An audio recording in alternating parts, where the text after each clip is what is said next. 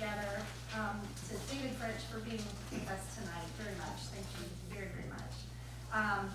What we're going to do is Michael is going to come up and introduce David, and then David will speak, and then we might have a brief question and answer. If I could ask you to repeat the question that someone answers, and that way we can all hear it. Michael.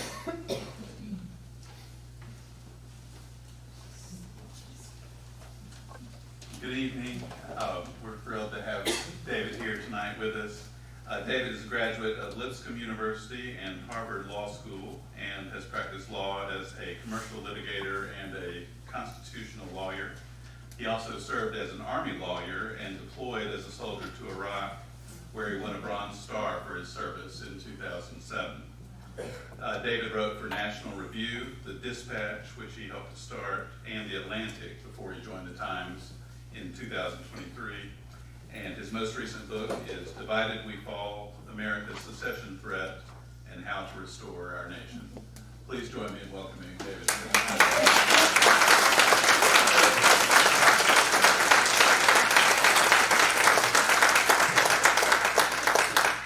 I'm a roamer, so thank you so much for the hospitality, and thank you for beginning with some a cappella music, reminding me of my Church of Christ upbringing. Now that's a two-edged sword because I actually cannot sing, which growing up in the Church of Christ is a real problem.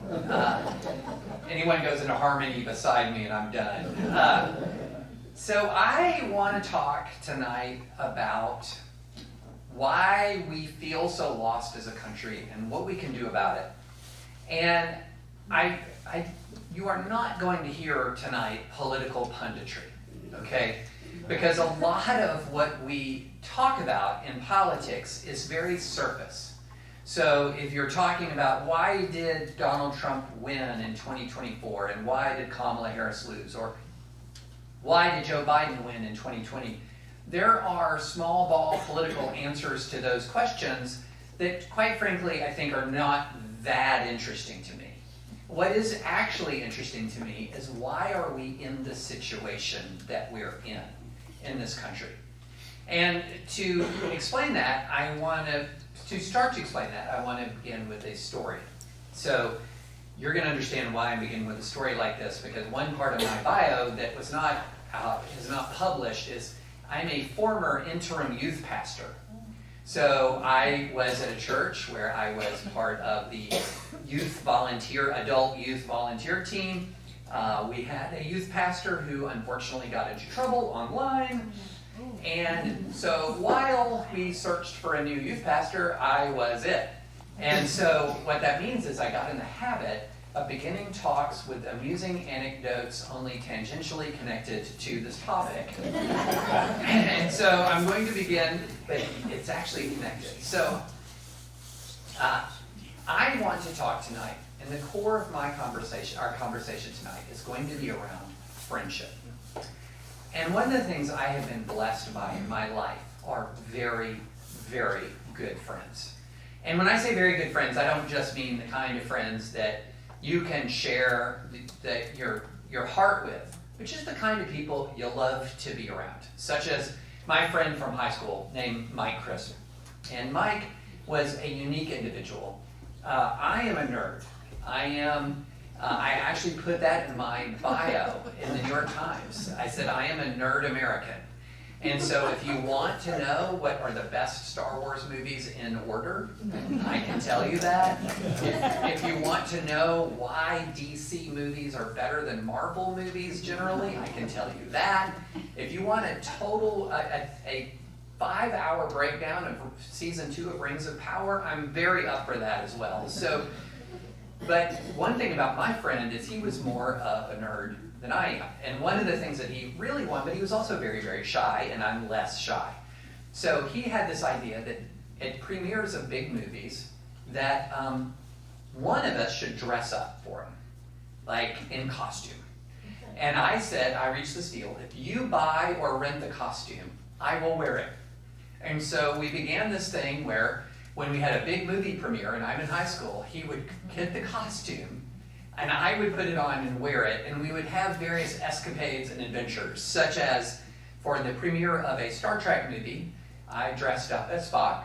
I had the pointy ears. I had an official Federation uniform. I used an old Polaroid camera, the ones you take a picture and then the picture comes out, as my tricorder that I had slung over. And I go to the movies in Lexington, Kentucky, where I grew up right outside of Lexington. And then we would have fun with it. So it would be like, David, I'll give you $1 if you go into the middle of the lobby while everyone's waiting to go into the movie and you hold up your tricorder and then shout back, "No intelligent life forms recorded, Captain." And I was like, oh, I'll do that. And so one day, or one year, I don't know if you guys remember the Michael Keaton Batman movie. Oh, yeah. Yeah, okay, this is my kind of crowd. All right. And so the Michael Keaton Batman was very different from the Adam West Batman that I grew up with bam, pow, That was a serious movie, and he was the Dark Knight, not the Dark Knight of Christopher Nolan era, but he was a Dark Knight.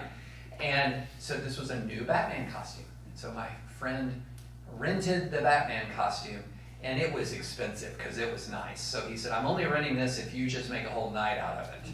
I was like, okay. So we devised this plan where we were going to go into Lexington. We were going to go to a miniature golf course. And he and another friend were going to play miniature golf.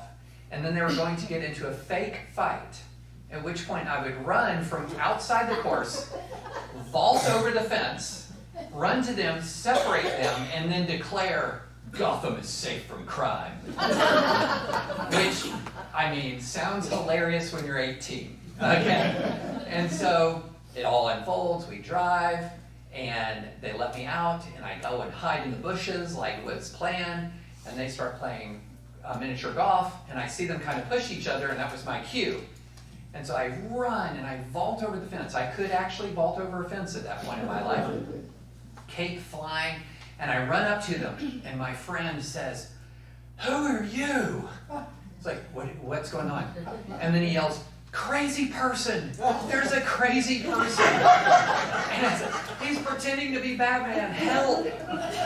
So he turned the tables on me, and no longer was I stopping crime. I was being identified as mentally disturbed. And what could I say about it? Because after all, I'm in a Batman costume. And so I sit there and I look at him and I feel betrayed and angry. And then I didn't know what to do, so I panic and I run and I vault the fence on the other side of the miniature golf, and I'm just running down the street, cake flying behind me.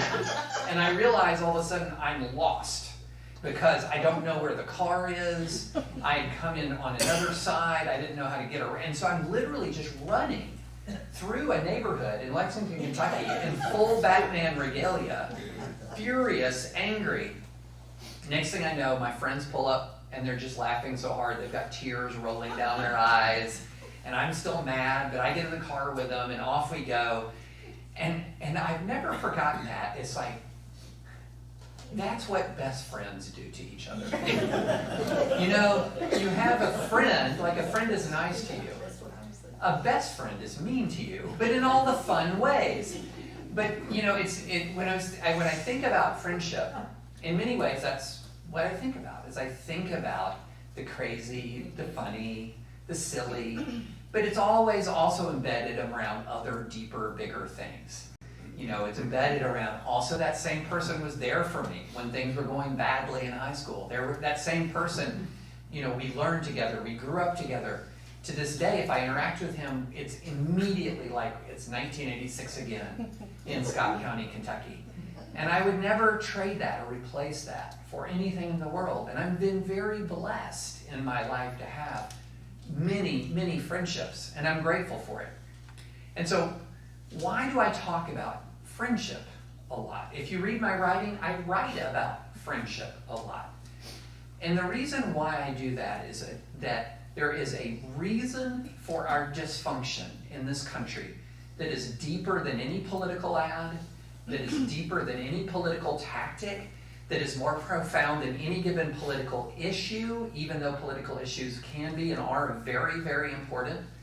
There is a reason for the dysfunction in our country, and that reason is rooted deeply in loneliness and alienization.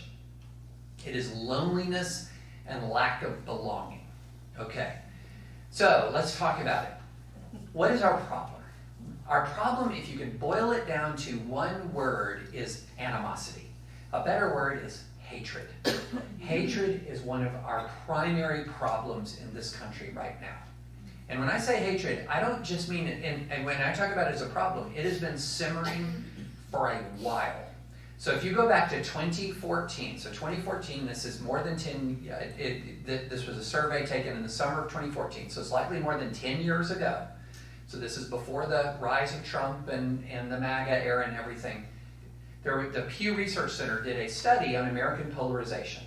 And they asked Americans, what partisan Americans, if you identified as a Republican or if you identified as a Democrat, what do you think of people on the other side? Do you strongly like them, somewhat dislike them, or strongly dislike?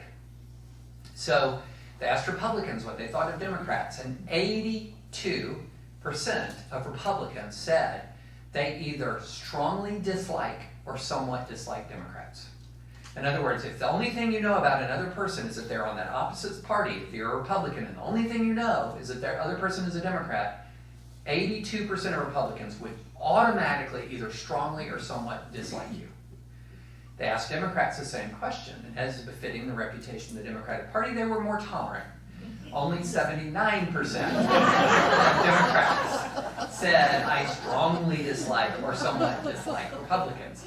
So this is 2014. So in 2014, we're dealing with that level of animosity, that level of anger. Now, has it gotten better since 2014? Or worse? Much worse. Much worse. Because what we've replaced sort of generalized animosity with and generalized dislike with, we've replaced it with very specific anger and very specific animosity. So that if you ask Republicans and Democrats about each other, they have remarkably similar answers. In the 85, 88, 82% range, that Democrats are bigoted, intolerant, hateful, racist. Same view that Republicans have for Democrats. Again, these are partisans. These are partisans. Now, the other thing that you'll often find out is that not only do Republicans and Democrats hate each other, and I mean hate each other, they're also very wrong about each other. Now, this is a wild thing, okay? So Republicans and Democrats have completely mistaken impressions of the point of view of the other side. And they have it in a very specific way. They're very wrong about what the other side believes. They think the other side is more extremist than it really is. So whereas there's a huge overlap in political positions between your median Republican and your median Democrat, they think of each other as extremists. And now why do they do this? Why do they do this? A big part of this is social media. So social media does a very good job of highlighting extremism. Who here has heard of a term, this is a fun term, but also very important, has heard of a term called nut picking? Oh, good. Okay, nobody's heard of it. So you'll learn at least one thing tonight, all right? So what is nut picking? Nut picking is when you take someone who is an extreme outlier on one side, either maybe they're extremely angry or they're extremely eccentric or something like that, and you lift them up and elevate them as emblematic. So they're atypical, but you call them typical. All right? And this is what happens. This is basically the business model of Twitter. Is you spend all your days combing through, and if you're on the right, you find the weirdest, angriest person on the left, and you pound on them and show them to all your followers, and you say, see, this is what they're like. Or if you're on the left and you find this craziest, most fringe member of MAGA, and you quote tweet them or you put them on your feed and you say, see, this is what they're like. I'll give you an example. So a few years ago when Barbara Bush died, Barbara Bush, who, her husband was a polarizing figure, as all politicians are, but Barbara Bush tended to not be polarizing. She was almost universally loved. There were very few people in the DC area where you can say, oh, they're about universally loved. But Barbara Bush was one of those people. And when she died, from across the political spectrum, There was an outpouring of love for her, of appreciation, of tribute. But there's this one professor from a college in California. She had very few Twitter followers, but she said something that was really gross. She literally celebrated that Barbara Bush died. And so, all of a sudden, from Fox News on down, all of these people started taking that one professor's comment and putting it out there as, see, this is what they are like. So she said the quiet part out loud, is another way of putting it. In other words, don't look at her as an extreme outlier, and instead look at her as a genuine expression of the other side's point of view. And the hundreds and hundreds of other people saying kind things about Barbara Bush are not genuine. They're hiding their animosity. She had the honesty to say it. That's what nitpicking is. That's when you take something that's atypical and you try to argue that it is typical. And so we live in a world where there's an enormous amount of animosity. That animosity is spread through social media by falsely portraying your political opponents as extremists. And so that's creating a dynamic in which compromise, disagreement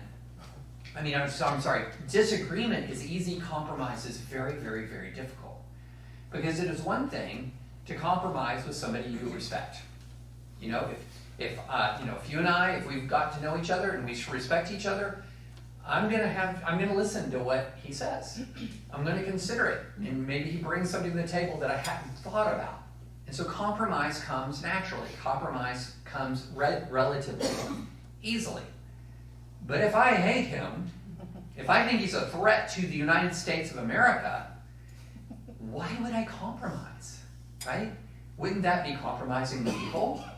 Wouldn't that be adapting an unacceptable moderation of my own values? So what ends up happening is that animosity forecloses compromise. That animosity forecloses relationships. That animosity forecloses curiosity. Because how curious am I about evil? I'm a middle-aged man, so I'm very curious about World War II. Something happens, guys, when you turn 40, it's like, oh, those World War II history books, they're compelling. But anyway, when you encounter people and there's hatred, there's no willingness to compromise. There's no willingness to enter into a relationship. So, but the question that you have is, why? Why do we have that hatred? Okay? Because we can't identify it as the fact that we have that hatred because we genuinely have incompatible views, because I've already said that we're actually quite wrong about the other side's views by and large. That in reality, there's a lot of overlap.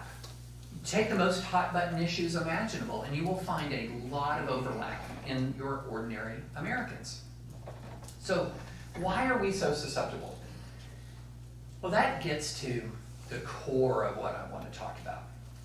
The core of what I want to talk about is an enormous amount of American dysfunction is downstream from American loneliness and lack of belonging. Okay? So let's talk about loneliness and lack of belonging in the U.S. right now. I'm going to give you some statistics that will be chilling to you. Okay, let's take, there has been longitudinal studies of American civic and social health for a very long time, so that we have data on friendship now, the number of friends that people have that goes back 30, 40 years. So if you go back to the 1990s, the early 1990s, and you look at two groups of Americans with a college degree or higher, or a high school diploma and lower, what you'll find is that if you go back 35, 40 years, that the number of Americans with college degrees and high school diplomas had very similar numbers of friends. And they had a lot of friends. So that your average person might have had what they would call 5 or more close friends. In other words, people that they share their lives with, people they feel intimacy with. So 5 or more. And there wasn't really that much difference between working class Americans and college educated. In fact, going back 35 years or so, working class Americans had more friends than college educated Americans. All of that has changed. So to this point, 35, 40 years ago, the percentage of working class Americans who had no friends at all, was about 1%. 1%. The percentage of high school educated Americans who have no friends at all, zero, none, 24%. Consider that. Almost 1 in 4 people with a high school education or lower don't have a single friend. Think about what this looks like in real life. So I have a friend that I went to church with several years ago. Wonderful man. He owned a small manufacturing plant. And he started a practice when he opened the plant, that on Thanksgiving and on Christmas, he would put out the word to his employees that if any of you have nowhere to go for Thanksgiving, for Christmas Day, come to my house. And initially when he put that word out, 1 person would come, or 2 people would come. By a few years ago, so many people came, they couldn't fit in his house anymore. He had to rent out rooms and restaurants and things like that to support all of the people who had nowhere to go at all for Thanksgiving or Christmas. That's an extraordinary statistic. Then you take the rise of people with 0 friends has been correlated with a sharp decrease in the number of people who say they have a lot of friends, 5 or more friends. That percentage is dropped by more than half. So that the number of people who report a large number of friendships is a fraction of what it used to be. And the number of people who report having no friends at all is 5, 6 times what it used to be. And in some circumstances, 20 times what it used to be. Now, you might think, well, okay, that's bad. That's sad. What does that have to do with politics? Well, for one thing, it's just common sense that people who are deeply unhappy and alienated in their personal life are not going to necessarily engage with the rest of the world in the most healthy of ways. I mean, that's just absolute common sense, right? But we're actually able to track how people who are lonely feel about politics. So there's this other study that was done recently. It's called the Belonging Index, and this was done by some groups I'm familiar with. And they took a look at, do people feel like they have a sense of belonging in one of a few very critical areas? Do I feel like I belong in my family? Do I feel like I belong in my workplace? And do I feel like I belong in my community? So family, workplace, community. Do I feel like I belong? And they defined it and they asked these questions. Do I feel welcome here? Do I feel accepted here? Do I feel respected? And what they found was almost 2/3 of Americans feel a serious lack of belonging in one or more of those 3 critical areas. Either in their family or in the workplace, in their community, they don't feel like they belong. Well, what happens when they don't feel like they belong? They are drawn towards, guess what? Authoritarian political movements. Now, why? Why would people who feel a serious lack of belonging feel drawn towards authoritarian and angrier politics? Well, again, there's a couple of reasons here. One sort of common sense and one not. The common sense is that if you are somebody who is feeling loneliness, if you are feeling alienization, you are angry, you are hurt. And so you're going to be drawn, you know how like attracts like. You're going to be drawn towards other people who are angry or other people who are hurt. That's where you're going to find some common ground. That's where you're going to find common cause. That's where you're going to find common purpose. But the deeper reason is that authoritarians are very good at capturing anger. They're very good at harnessing anger. And there's this interesting phenomenon, especially when it's tied to conspiracy theories. So, conspiracies have an interesting definition legally. So, legally, a conspiracy is just a combination of 2 or more persons. It's a combination. You can't have a solo conspiracy. Can't do it. Can't do it. No such thing as the lone wolf mafia guy, okay? No such thing as a solo conspiracy. So a conspiracy is a combination of people. That's what it is. And so when you're talking about the rise of conspiracy theories in American politics, what you're talking about is the rise of new communities around bizarre ideas. So if it's QAnon, where there is a cabal of pedophile politicians running America, or if it's some of the anti-vax conspiracies, or you name the conspiracy, where things like moon landing conspiracy, whatever.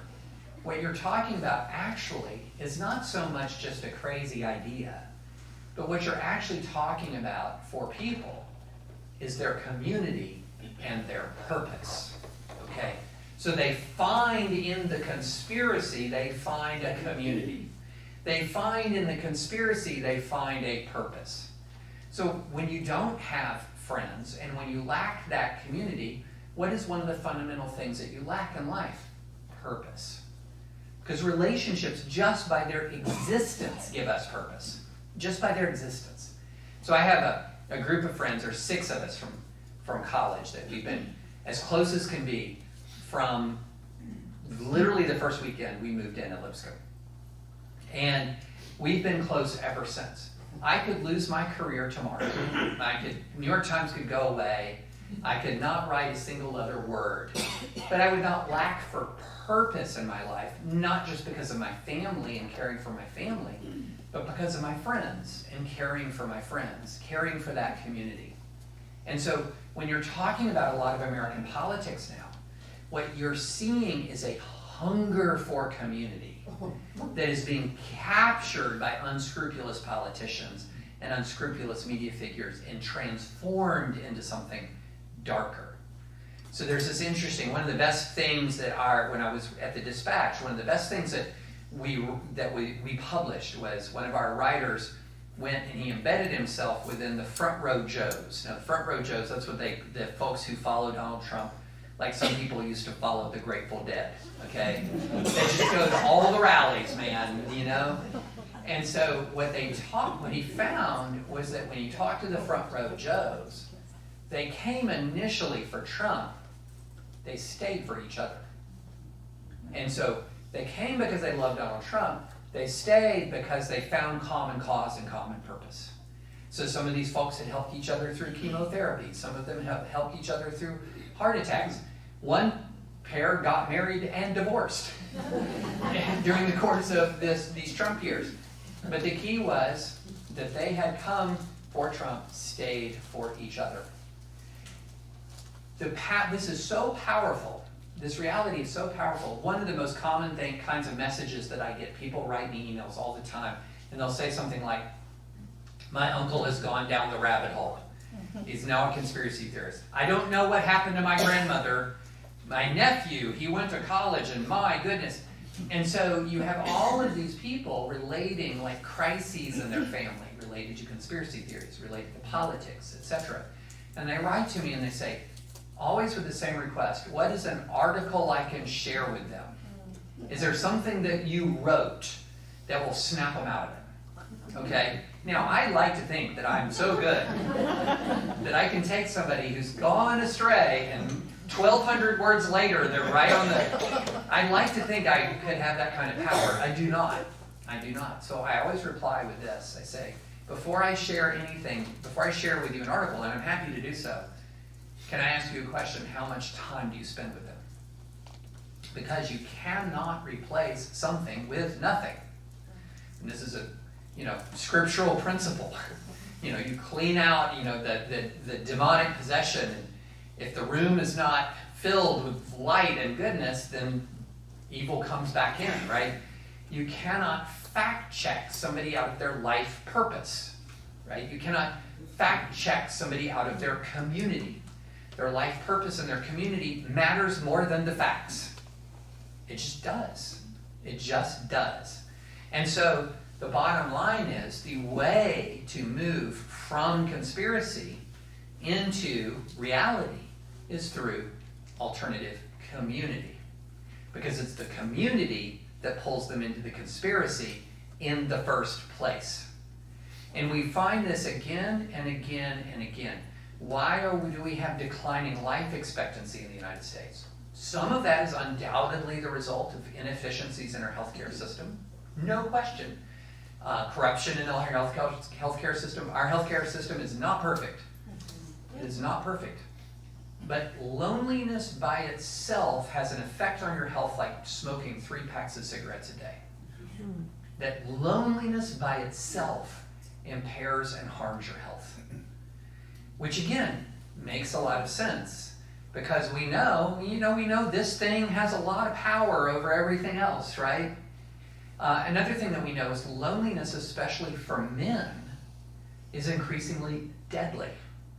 So if you look at deaths of despair in the United States of America, deaths of despair are those deaths caused by alcohol poisoning, suicide, and drug overdoses. They're called deaths of despair because people who are in mentally healthy places don't tend to become alcoholics. They don't tend to become drug addicts. They don't tend to have suicidal ideation, obviously. So they're called deaths of despair. And while deaths of despair have been increasing in America for a very long time, they have been skyrocketing in 2 communities: divorced men and single men who've never married. Skyrocketing. So if you look at who is dying of deaths of despair, it's divorced men and it's single men with no families. And so that loneliness is literally killing people. That loneliness is embittering people. That loneliness is driving us apart. And what's so pernicious about it is because that loneliness makes us bitter and angry, bitterness and anger are not conducive to forming new friends. Unless, of course, you meet somebody else who shares the same bitterness and anger, right? Then from this we build. You hate the left, I hate the left. Friends! That is a destructive way of creating friendships. It's a destructive way, not a constructive way. Because you're creating a friendship based around animosity, as opposed to a friendship based around love. And so this is eating us up from the inside out. It is a deep reason why our politics is so dysfunctional. It is a very deep reason why we are vulnerable to exploitation by other politicians who feed on loneliness, who feed on anger. This is the reason behind the reason for our dysfunctional politics. And it is very hard to fix. There's not a 5-point plan for it. You can't say, I'm David French, I'm announcing run today, I'm running for governor to make friends. And here's my 5-point plan. First, I'm going to pass a law, everyone's required to have 10 friends. No, you can't do that, right? You can't do that. So on the one hand, it feels so daunting because you realize that we have this problem with alienation, we have a problem with loneliness, we have a problem with connection, and there's no big national plan to fix it. But I would submit that's the wrong way to look at it. I would submit that's the wrong way to look at it. I would submit that actually this should be encouraging.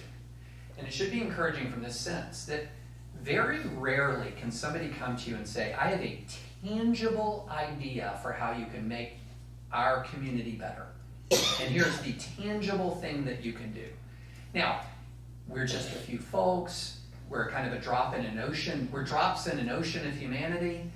But we either are positive or negative. Whatever size of influence we have, it can be either positive or negative. And here's a very concrete, positive thing that we can do.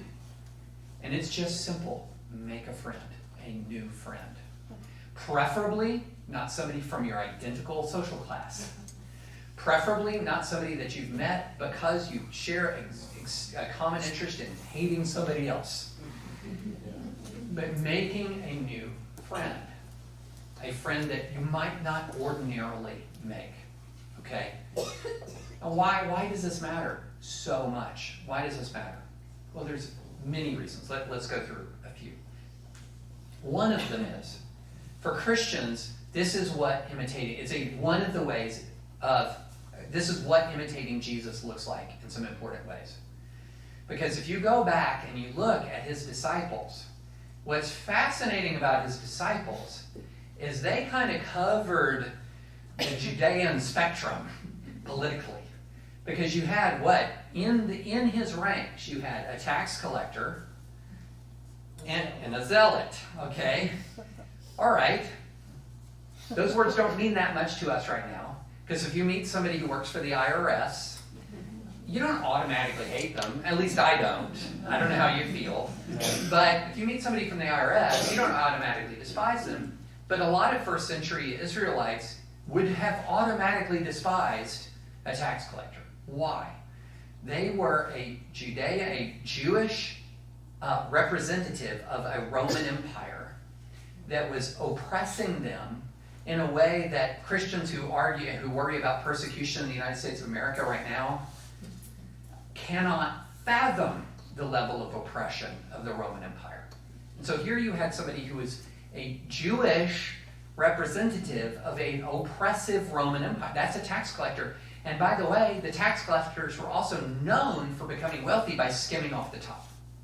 So they're wealthy collaborators with an occupying regime, is a way to think of a tax collector. What about a zealot? Zealots were armed militia opposing the Roman regime. So these are people who took up arms to oppose the Roman regime. It was zealots who rose up after Jesus was crucified and resurrected and ascended. Zealots rose up and fought the Roman Empire. And so here you had a collaborator with the Roman regime and a rebel against the Roman regime, and they're both disciples of Jesus Christ. And he didn't say to them, you have to disavow. There's no record in Scripture if they had to disavow everything before they followed him, but they were disciples. They were disciples. And what's striking about that is I think about how hard that would be to recreate today. How incredibly difficult that would be. Several years ago, by several, I mean about 20 years ago, I was in meetings with Manhattan with Tim Keller, who, by the way, I miss Tim Keller every day. What a wonderful man. But he was talking about a change that he had noticed in the young people of his church. And he said, 10 years ago, when some of the younger members of our church would get together, they would have political disagreements, they'd have religious disagreements about theology or whatever, and they would leave the conversation friends. In some ways, the disagreement even enhanced the friendship. They had fun, arguing. They had fun testing each other's ideas because there was that background level of respect and love for each other that existed, that could exist and persevere through disagreement. He said, that's going away now. Now disagreement ends friendships. Now disagreement creates harmful conflict rather than constructive dialogue. And I remember hearing that and thinking, well, I'm not really seeing that as much. That must be a Manhattan thing. Because we're doing fine down in Tennessee. We were not doing fine in Tennessee, but that reality metastasized, it spread to the point now where it is often extremely difficult to form friendships across political lines. It's so difficult that there's some polling data that now says, believe it or not, that people are more willing for their son or daughter to marry someone of a different faith than they are willing for them to marry someone of a different political party. Now think about that. If the different political party is the deal breaker more than the faith, what's your religion? It's not the faith, that's a hobby. Your religion is your politics, right? Your religion is your politics at that point. And so we're reaching this point where the ability to make friendships and to sustain friendships across differences is vanishing, and it's hurting nobody more than each other. Nobody more than each other. So this became very, very, very clear to me when I did, one of the things, it's very interesting how sometimes movies are like real life. So, how many times have you seen the World War II movie where you have the platoon and you've got the guy who talks real slow from Kentucky, and you've got the fast-talking guy from Brooklyn, and you got the oil man from Texas, and you got the surfer dude from California, and they're all thrown together in this platoon, and they have to they have to work together. Well, some of that's kind of real. That's the way it was when I was in Iraq. We were from all different backgrounds, all different walks of life. And I will never forget this. So I joined the military late in life. I was 36 when I went to basic training, and 37 when I finished my Army legal training, and 38 when I deployed. Let me just say that 36 is not the ideal age to go through basic. It's not ideal. Nobody's doing it like a video montage of my training prowess. But I got through it, and I was in the reserves. And so I volunteered to go to Iraq, and I was called up to join the 3rd Cavalry Regiment in Diyala province during the surge in 2007. And I was the only reservist in the unit. It was an active duty unit, and I'm sure we have vets in here. And if you've been veterans in the Army, you know that the active duty component doesn't love the reserve component. They think the reserve component's a bunch of weekend warriors, and that they're the professional soldiers. And there's some truth to that on occasion. But I'll never forget this. I flew into Kuwait. I joined up with my unit, and I'm going to join them. I joined up with part of my unit, then I'm going to join the whole rest of the unit in Iraq. So I fly to Kuwait. I land there. I'm the only reservist. I was replacing an active duty soldier who had gotten ill, so there was a slot. I filled it. And the deputy regimental commander is calling my squadron commander, the guy I was going to serve under for the next year. And he says, "You're getting the reserve lawyer." And I could hear him screaming on the other end of the phone. Like, I could hear the yelling, I could hear the screaming. He did not want me at all. And the deputy commander puts the phone up and just keeps going. And then I'll never forget this. He stopped. He goes, "Paul," my commander's name was Paul Calvert. "Paul, he went to effing Harvard." It's like, that doesn't help. That does not help. I did not go to the Harvard School of War. That doesn't help. That's just worse. But he had no choice. He had to take me. So I fly in, and I land, and I'm feeling, quite frankly, not very welcome. And this guy comes up to me. I'd never seen him before in my life. His name's Leo Broadhead. And he says, "Captain French, you're with me." So I go with him, and he says, "We're roommates." I said, "Oh, okay, great." He goes, "I picked you." "Great, okay."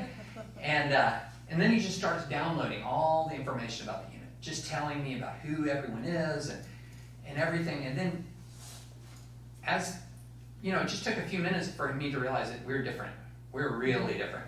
So Leo, Mexican-American immigrant, former Mormon, former Catholic, current agnostic, who says he only worships the Hubble Space Telescope because he said it sees further than anything. So I have since asked him if he now has switched religions to the Webb Space Telescope, because that now sees further than the Hubble, but he's loyal to Hubble. Very liberal, very conservative, and he was very partisan Democrat. At the time, I was very partisan Republican. We were different. He was for Barack Obama before being for Barack Obama was cool. I was for Mitt Romney, and that's never been cool. We were very different, but we became close friends. We became inseparable. And part of the way that manifested itself is we just loved each other. So, for example, in my base, which was located towards the eastern edge of Iraq and within sight of the Iranian mountains and in a very tough area, you were not allowed to go anywhere, even on the base, by yourself. That was just not allowed. And so for me to go to chapel, I had to have somebody go with me to chapel. And what did Leo do? Every week, this ex-Mormon, ex-Catholic, agnostic Hubbleite went with me to chapel to hear sermons by our Southern Baptist chaplain. And he did that for me every week. Every week we went together so that he knew how much it meant to me. And so I'll never forget when he redeployed home, thanks to some of my law school connections, I had tremendous access to good tickets for Obama's inaugural, because some of my friends from law school, they had worked with Obama.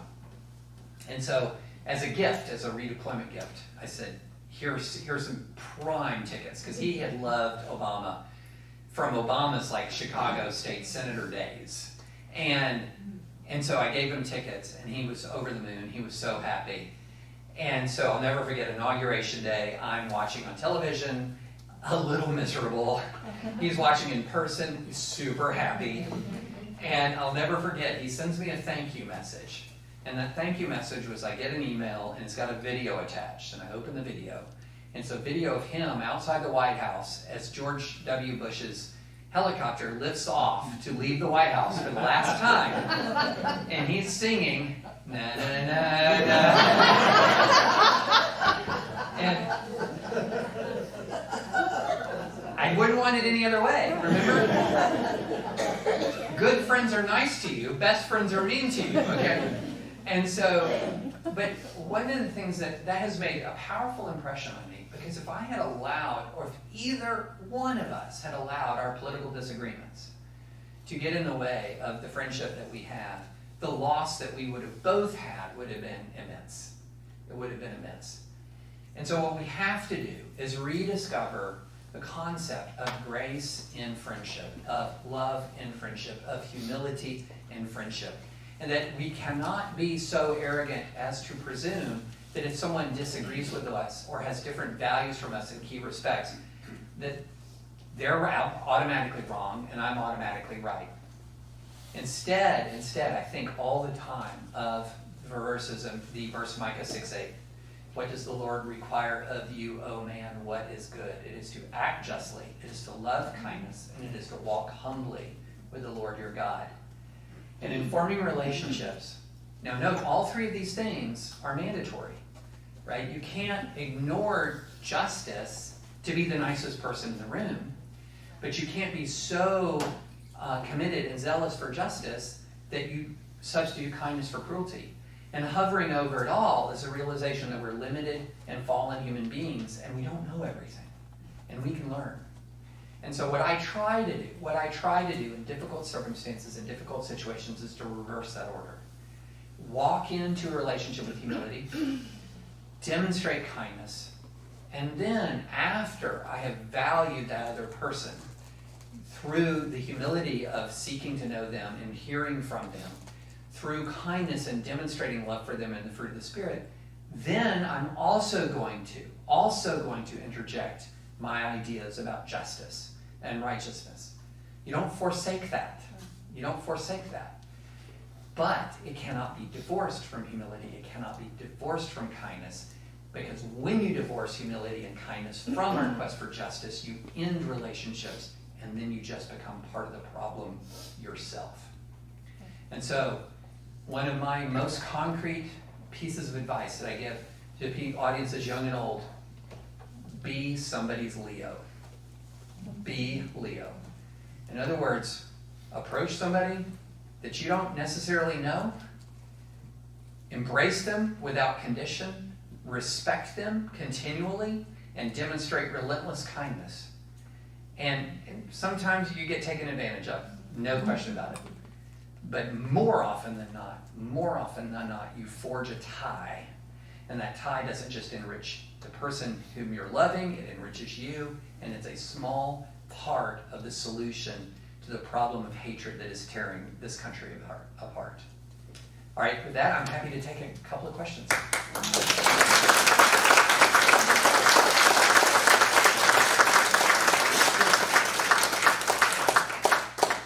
All right, who wants to go first?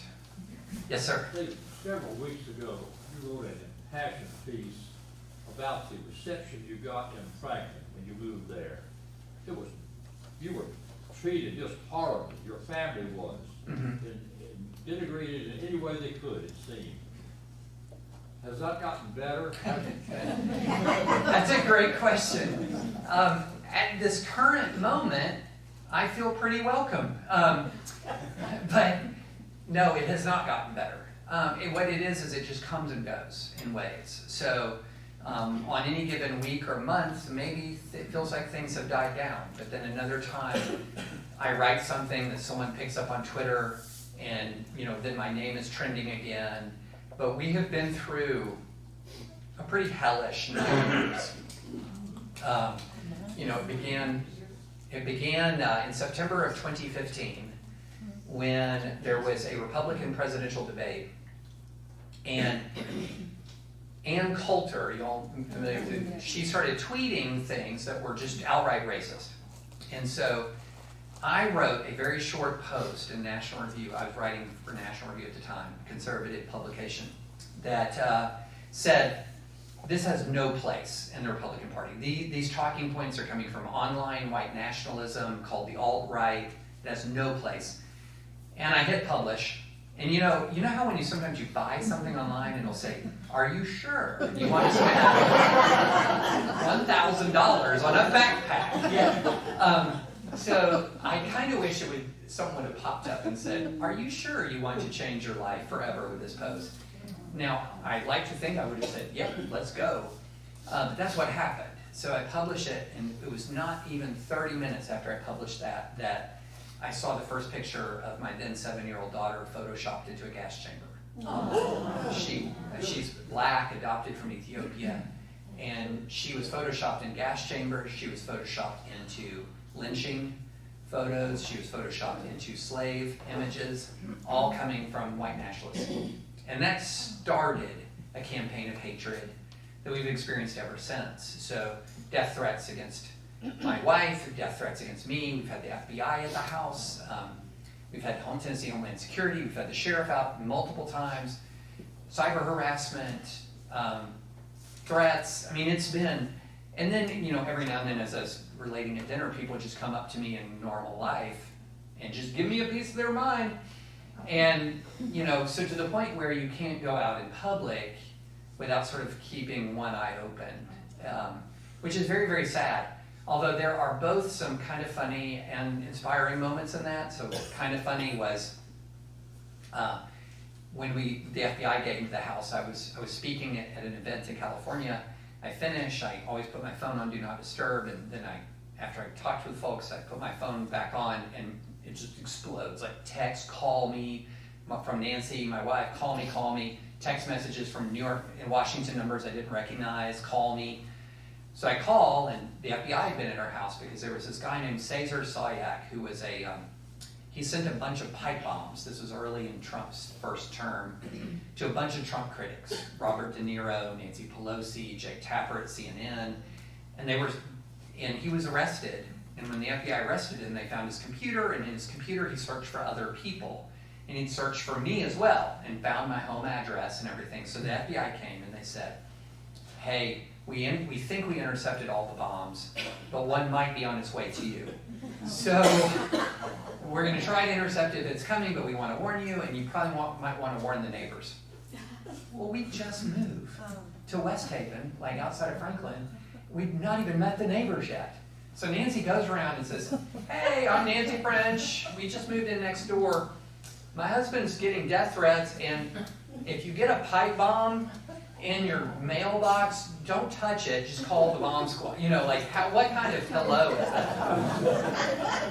And then the funny one, the other funny thing was, so I called the FBI agent, and I said, are you kidding me? Why am I on this list? I mean, I'm not Robert De Niro, I'm not Nancy Pelosi, I'm not CNN. He laughed, he goes, hey, don't sell yourself short, I read you all the time. Like, oh, that's great. But it is a very real thing. It's a very real thing. And this, though, there are points of light in that very dark moment. So in summer of 2021, I had just written a piece for the Times condemning the anti-CRT bills that had been passed around in red states, because I'm very much a free speech advocate and I do not like banning ideas. And so I'd written a piece in the Times with someone on the left, someone on the more libertarian, someone more center. We're from across the political spectrum. And when that published, we got threats, and it was horrible. And so one of them came in. I was with my wife in California, and threat comes in and says, I'm coming to your house to shoot you in the face. Well, we were not at the house. The only person in my house was my son. And this was like midnight. So I call the police, and I say, hey, can you send a car out and just make sure everything's okay? So they said, no problem. And then I get a call from a 615 number I don't recognize. I pick it up, and it's a sheriff's deputy. And he says, sir, I'm in front of your house. everything's quiet. You don't want me to wake up your son? And I said, no, don't wake him up. I said, but could you do me a favor? I don't know how busy you are tonight. I don't know what else is going on. Of course you have to answer calls, but could you just kind of stay, if you're going to sit somewhere, could you just kind of sit in front of the house? And he said, no problem, sir. I'm happy to do that. He said, but can I ask you, why are you being threatened? And I'll admit I had a catch, because there's a lot of super MAGA law enforcement officers out there, And so I didn't know who I was talking to, And so I said, well, I'll tell you. And I told him. He was quiet for a minute. And he said, sir, I'm a vet. I served in the military. I deployed to Iraq. He said, and I served to defend American liberties. And he said, one of those liberties is free speech. And he said, I'll tell you what, sir, you keep speaking, I'll stand guard. And that, there's good people out there. There's good people out there. But that's a very long way of saying, no, it has not stopped. Other questions? Aren't you terrified? Am I terrified was the question. I'm aware. I'm alert. Yeah, but you don't want to give them that much of your emotion and thought. Yeah. Other questions? Don't be shy. We can talk about. I don't want to get off the beaten path here, but Yeah. how did you get your Bronze Star? Yeah, so it's a Bronze Star for meritorious service. So I got the Bronze Star for my service during the course of the year, but I was recommended for it after I had helped lead a mission through. We had captured some high-value detainees, but we couldn't get to them, and we were not able to use helicopters to fly to them. And so I helped lead a mission to retrieve them through hostile territory.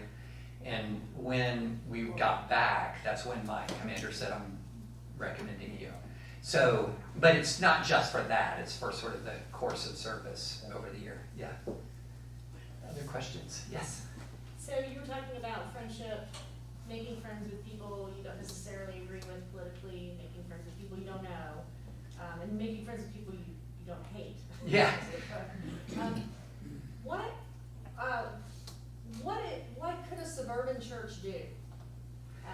Or even, like, are there examples, I know that you speak at churches, are there examples of programs that you've seen outside? Yeah, that's a great, well, I wrote about, we actually talked about one of them, which was, I wrote about Room in the Inn for giving. We write a giving column. Columnists at the Times, we write a giving column every year where we endorse a charity. In my column, this year I endorsed Room in the Inn. And I did that my junior and senior year of college. Every Sunday night I stayed overnight at Church of Christ, Woodmont Hills, and in Green Hills. And the relationships I formed there I actually formed real, genuine relationships with some of the people we were serving, and also the people I was serving with. And so what I think is, I'm especially aware of this with guys, not, I don't want to overgeneralize, but as a general matter, in my experience, men can sniff out artificial attempts to create friendship. So like a lot of men's ministries kind of fail because they're like, hey, we're doing this so you will all be friends. And guys are like, yeah, I'm not gonna be manipulated by that stuff, And so I remember this guy, one of my church I used to attend, one of the pastors got up. He says, we're going to have a men's ministry, and the goal is sweet fellowship. It's like, that's not the pitch. Right? That's not the pitch. But what I have found, especially, my main experience, obviously, is in forming male friendships. And what I've found is male friendships tend to come organically out of shared experience.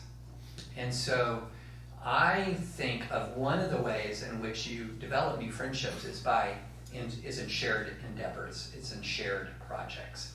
And so joining a volunteer ministry, getting out in the community in a concrete way. I'll give you another example. After the tornado in Mayfield, Kentucky, do you remember this recently? I went and I volunteered with Samaritan's Purse for a bit. And I was with people from all different walks of life. And wildly different political points of view. wildly, so different that one of the really just sweet people that I was working with, and when I say sweet person, I mean, like, puts me to shame. Like, what she does, she's part of the Samaritan's Purse disaster recovery ministry to the point where they literally, she and her husband have like a communication system by their bed where if there's a tornado that happens like in a 300-mile radius, they're up and they go to help people. In the meantime, she's explaining to me how the tornado was sent by the Biden administration to punish the red states. And so, people are complicated, okay? But, you know, that's what I'm talking about, is that interaction with people and how many conditions do you play. So on the one hand, I'm like, seriously? But then on the other hand, she's doing more for her community than I'll do. You know, in the next 10 years, she'll do more for her community in the next 6 months. So people are complicated, and recognizing their complexity and loving them through that complexity, I think, is a core part of our mission statement as people. But my main experience is that building friendships through shared effort, through shared enterprise. Yes, sir. I'm sure you're familiar with Robert Putnam's book. Yes. Yeah, it's a great book. Mm-hmm. That book was written a long time ago. Yeah. I mean, a long time ago. Yeah. And his contention is just what you're saying, Mm-hmm. is that there's no community left. Yeah. Everybody's bowling alone, and they used Yeah. to bowl in leagues. Yeah. And, yeah, for real, I mean, it's unbelievable. There's, garden clubs are going away and everything else, you statistically. So why didn't we pick up on this, was that 25 years ago? It's a great question. The reason why we didn't pick up on it, well, yeah, I'm sorry. The question was, are you familiar with the book Bowling Alone by Robert Putnam? I think it's 2000, it's either a 1999 or 2000 book because he's been on a 25-year anniversary victory lap. Oh, okay. So, now that is a goal of any author. You write a book that 25 years later, you're like, I was so right. But yeah, there's a lot of reasons for that. He was one of the more prescient people because he was seeing the trends happening before they reached their fullness. So he could see these things declining. And he didn't just identify the decline, he identified the consequence of the decline. And that was what was so distinctive about Bowling Alone. It's one thing to say, hey, we don't spend as much time together. It's another thing to be able to accurately predict what that means. And that was the key part of the book. It's one of the most prescient books of the last quarter century. And here's another one. It's called The Big Sort by Bill Bishop. And this was one written right after Bowling Alone because he was saying they're like companion volumes of each other. Because on the one hand, we're losing community. On the other hand, the kind of community we're building in some ways is the wrong kind of community. Because what Bill Bishop said is that Americans are now moving intentionally to live around people of like mind. So it used to be a lot of our internal migration was purely economic.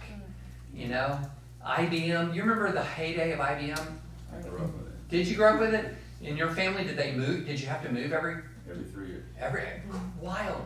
I lost my best friend in 8th grade because of freaking IBM. And but a lot of our migration used to be purely economic, which actually has a real binding effect because people from all different walks of life are moving to similar places for economic opportunity and hope and everything.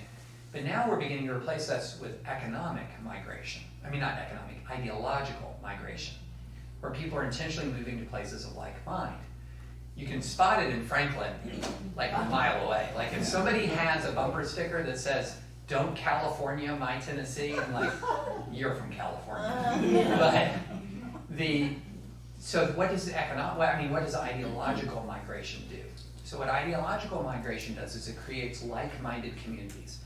And Cass Sunstein, Harvard Law professor, wrote a just brilliant, brilliant piece 25 years ago called The Law of Group Polarization, where he connected all of the social science around group dynamics. And what he said was, with striking regularity, when people of like mind gather, they become more extreme. And so one of the interesting things about like-minded community is it's bad for the community. Because almost without even knowing it, you become more extremist. And then when you become more extremist, what happens? You're alienated from people who are not in that immediate community. And so we are now living in a situation in the United States of America where more people live in landslide counties. Like, what's a landslide county? It's a county where one side or the other wins by 20 points or more. More Americans live in landslide counties than ever in our nation's history. And so that means that a giant number of us just live around like-minded people. I look back at my history, other than growing up in a pretty purple county at the time, every place I've lived is either deep blue or deep red. I've lived in Manhattan, deep blue. I've lived in Center City, Philly, deep blue. Williamson County, purple, no. My neighborhood is 85% Republican. And so I've always lived in these clustered communities, and the clustered communities foster extremism and end up walling themselves off from other communities. And so that the combination of bowling alone, so you have declining group activities to begin with ideological clustering, means that the communities that we do build are often increasingly extremist, which, by the way, gets to why we have trouble forming cross-ideological friendships. Because we're getting more extreme, as well as the other person. And so that gulf that we have to bridge just keeps getting bigger and bigger. It used to be the case that American ideology was like a bell curve, that there was this big, big middle, and then the extremes were on this other side. It's now flattening. It's almost turning into a U, where the edges are bigger and the middle is smaller, which is very scary in some ways. But that's a product of the combination of loss of community and creating like-minded community in its place. Yes, ma'am. I wonder if you feel compelled to bridge the gulf in West Haven yourself. Mm-hmm. Yeah, well, that's a really good question. Do I feel compelled to bridge the gulf in West Haven? Well, so part of this is I need to be more engaged in my own community, which means I need to travel less. I need to have my eyes on national and international politics, maybe a smidge less. So there's some work I have to do. But my wife, she's dived all in. She's all in through pickleball. Perfect. She is destroying the retirees in West Haven on the pickleball court. No, but she has really dived into our community, and we really do have we've started a practice. We had to kind of press pause on it for a while because she had a cancer battle last year, which she's cancer-free now, thank God. But where we invite new families to our home, we try to give new families some, find out like what do they like, what kind of things are they into, and try to help give them open some doors for new folks moving into the community. But I could do more of it. Absolutely, I could do more of it. No question. Yes, ma'am. Are there organizations that still have the ability to allow different people of different ideas to come in and be together? I've got one in mind, but I don't know if you... Yeah, there's several bridge building organizations like Millions of Conversations, Braver Angels, that are very much of trying to bring people together. The interesting problem, One America is another one. Interesting problem with that is the people who have the initiative to go to those things are not the problem. So if you're going to wake up on a Saturday morning and you go, you know what I'm going to do? I'm going to go to a Braver Angels conference to meet people across differences. You're not the problem. Okay? So how are we reaching the people who are deeply ensconced? And no one's cracked that nut yet. No one's figured that one out. Which is not to say that it can't be figured out. I mean, colleges still have a place for that. There's still a place for meeting people across differences in college. No question. The military is probably the best institution for that, but it's shrinking relative to the size of the population. The percentage of Americans who have a military experience now is very, very, very, very small. But it is very interesting. General Mattis, in the middle of the first Trump administration, gave a little mini speech that was so powerful. And I misunderstood it at first, but now I understand it. So he said something. He gathered a bunch of soldiers and sailors around him in the Middle East. And he said, our country is tearing itself apart. He said, people hate each other. People can't stand each other. They can't live across differences. And here's what I'm asking you, soldiers and sailors and airmen and Marines, is you hold the line. And he said, and during this time when this country is tearing itself apart, you cannot. You hold the line. And I thought, the first is, hey, you defend this country while we sort stuff out. But that was not it. It was, you show the way on how to live together.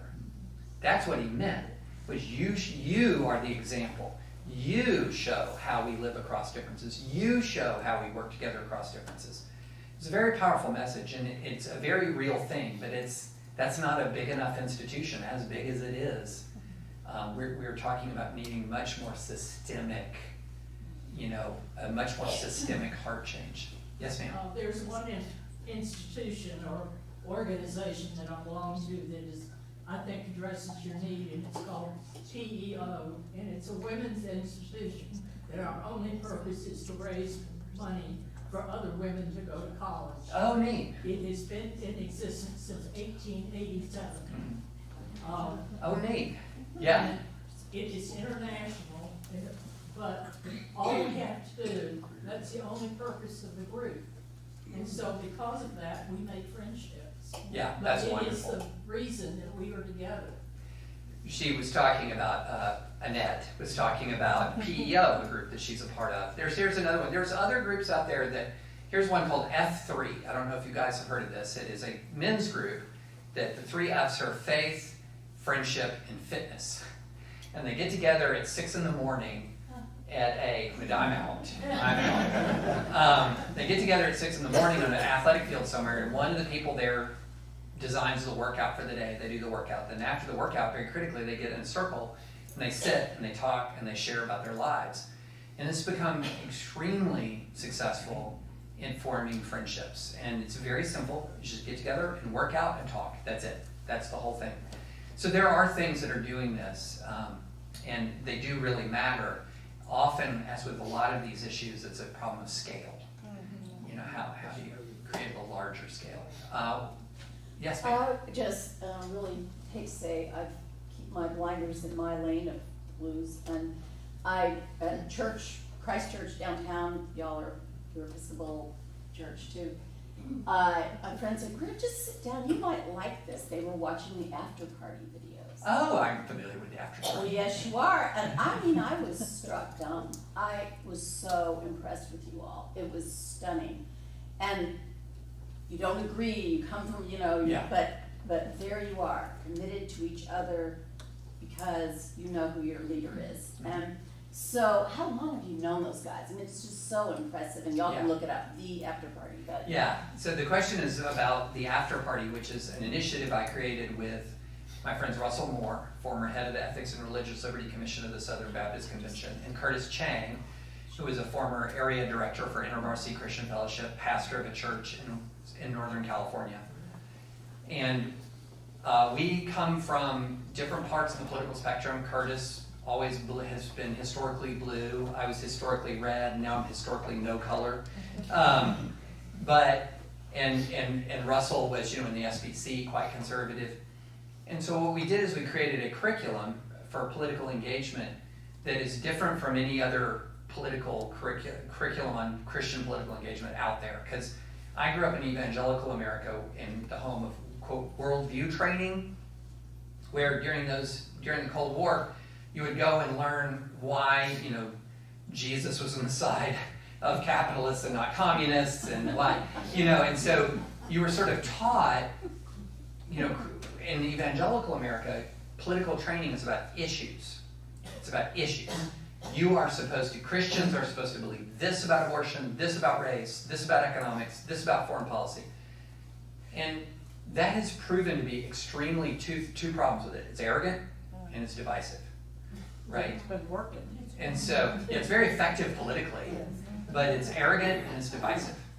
To sort of know that you know the mind of God on any foreign policy question or economic conundrum, that's a lot. That's a big thing. And then so there's the arrogance and the divisiveness is how many barriers are you creating to entry into the church? Because notice when you ask the question, what are the organizations working to heal this? I did not say the church. Because by and large in the United States, the church is part of the problem politically. And so what we did at the after party is say we're focusing less on the what of politics, in other words, specific issues, than the how. How do we interact with each other as Christians in politics? And the theme verse for the curriculum is Micah 6:8.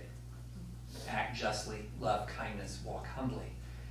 In our model of Christian political engagement, because you need a model, you can't just sort of talk about it in abstract terms, is the civil rights movement. Because a lot of people, and now especially in right-leaning Christianity, say that kindness and compassion is incompatible with justice. That if you're kind, if you're compassionate, that's weak. You're going to lose.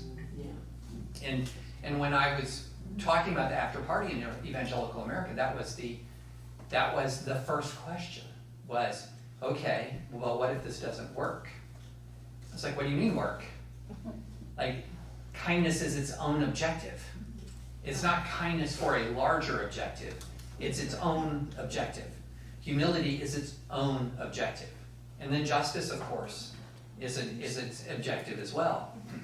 And I said, did the civil rights movement work?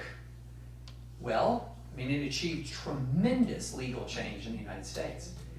Did it do it through a Machiavellian will to power? No. It did it through the philosophy of nonviolence. And, one of the parts of the curriculum is we talk about a commitment card that Martin Luther King asked demonstrators to sign if they were going to be a part of marching in Selma and Birmingham, where they were going to face violence, right? And one of the parts of the commitment card was meditate on the teachings of Jesus. Another part of the commitment card was our goal is reconciliation, not victory. What? What? Reconciliation? With the fire hose people? Right? I mean, but that's the way of the cross. That's the way of the cross. Jesus, being crucified in the middle of being unjustly put to death, says what? To the people killing him, Father, forgive them, for they know not what they do. Right? And so a will to power Christianity is not a Christianity at all. A will to power Christianity is a bastardization of the faith. And so one of the goals of the after party is to try to combat will to power Christianity in favor of the Christianity of the cross, which voluntarily relinquished power, and where Jesus chose not to confront Caesar, instead was executed by Caesar, but had the ultimate victory not just over Caesar, but over the grave itself. Last question. Based on what you just said, how can we compromise with people who believe different from us? Well, one of the things that I try to keep in mind is a lot of folks who have that will to power Christian. Oh, the question, sorry. How do you compromise with people who have that belief? Just as powerfully as you just said it. Yeah. So one of the things that I've understood after dealing with an awful lot of Christians who have that will to power Christianity is how it is so often aberrational from the rest of the way they live their lives. It's almost as if they've taken politics and they said this is a special area where I treat it differently than anything else. So like a Christian businessman, if you ask a Christian businessman, you say, what does it mean to be a Christian businessman? 99 times out of 100, they will not say it means making as much money as possible. What they'll normally say is that means loving my customers with the love of Christ, loving my colleagues with the love of Christ, treating my bosses with appropriate respect and love. And it's a process. It's a how you interact with other people. Same thing with what does it mean to be a Christian student or teacher. It's not I'm going to get all A's or I'm going to win every teaching award. It's how do I love my fellow man. But then when you interact with people about politics, you'll say, what does it mean to be a Christian in politics? Then they'll go immediately to a policy, right? And so notice the shift. It goes from how do I love another person, and it goes to how do I achieve a secular objective.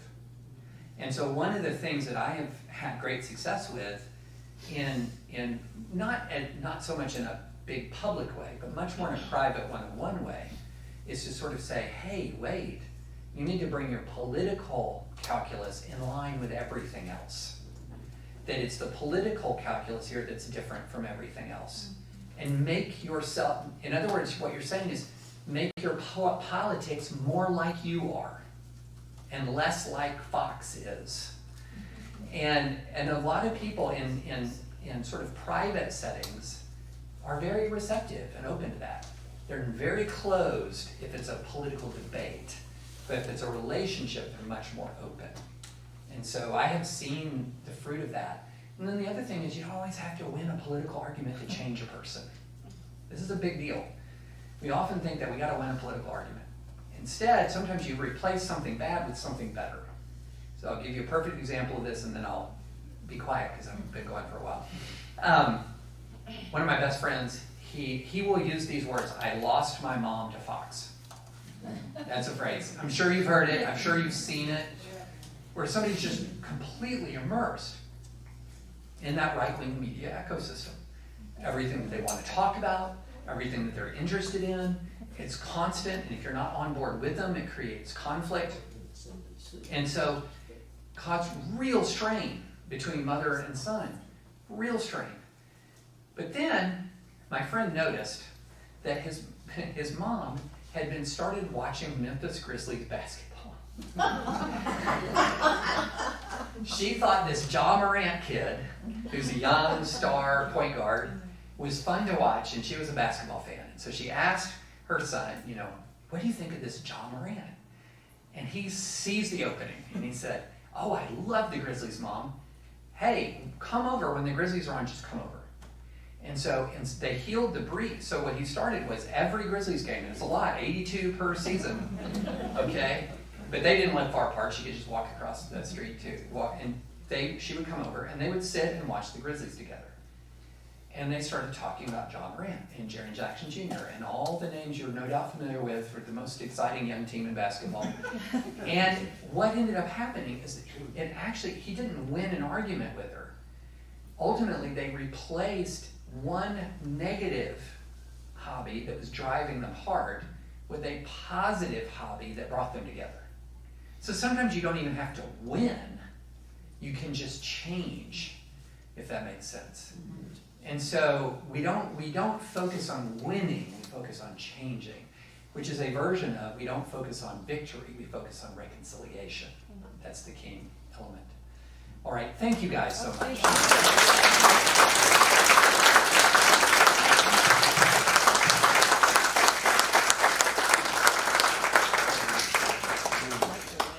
Just real quick before you go, I want to tell you that the first week in January, most likely Tuesday, January 7th, will be the second of this three-part series.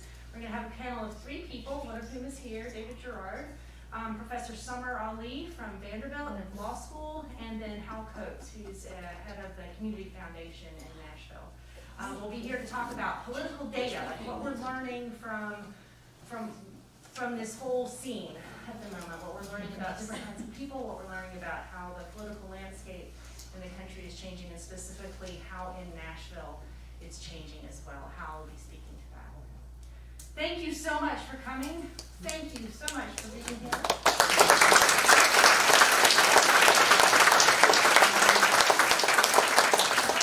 Let us pray. Grant, O God, that your holy and life-giving Spirit may so move every heart, and especially the hearts of the people of this land, that barriers which divide us may crumble, suspicions disappear, and hatred cease, that our divisions being healed, we may live in justice and peace. Through Jesus Christ our Lord. Amen. Go in peace. So, Heather, would you pull